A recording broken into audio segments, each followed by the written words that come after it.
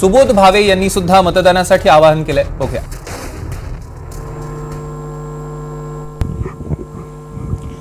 18 वर्ष झालो आणि पहिली गोष्ट बाबांनी विचारलं की माझं लायसन्स गाडीचं आणि मी मतदार आहे त्याचं प्रूफ, या दोन्ही गोष्टी मला आत्ता हव्या. आणि मग त्याप्रमाणे त्याच्याविषयी जी काही कागदपत्र असतील त्याची पूर्तता करून जेव्हापासून मला पहिलं मतदान करण्याचा अधिकार मिळाला आहे तेव्हापासून आजतागायत मी एकही मतदान पुरवलेलं नाही. मी कालही फलटणमध्ये शूट करतोय.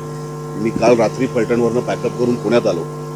मी आत्ता मतदान केलंय आणि मी आता परत फलटणला शूटिंगला गेलो. मी फक्त मतदान करण्यासाठी आत्ता इथे आलो. आणि मी कुठेही जरी असलो, मी अगदी मुंबईत जरी असलो तरी मी आणि माझी बायको आम्ही दोघं पहाटे 4 वाजता निघतो, पुण्यात येतो, मतदान करतो आणि परत मुंबईला जातो. त्यामुळे ही प्रक्रिया आहे.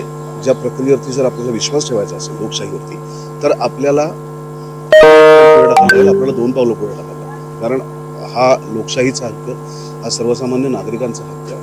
आणि आपला हक्क जर आपण बजावायला 2 पावलं पुढे आलो नाही आणि मग जर नंतर व्यवस्था बदलली नाही तर आपल्याला तक्रार करण्याचा काही अधिकार नाही. त्यामुळे माझी प्रत्येकाला नम्र विनंती आहे की आजचा दिवस आपला आहे, आजचा दिवस आपल्या हक्काचा आहे.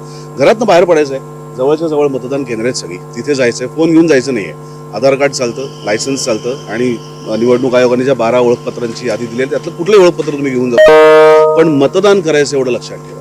आपण जसं सकाळी उठल्यानंतर घरातल्या परमेश्वरांना नमस्कार करतो का नाही, न चुकता आई वडिलांना नमस्कार करतो, तसंच मतदान ही आपल्या हक्काची प्रक्रिया, ती आपण पार पाडलीच पाहिजे. तुम्हाला सगळ्यांना माझी नम्र आणि कळकळीची विनंती की आज आपल्या विधानसभेच्या निवडणुका आहेत, आज मतदान आहे.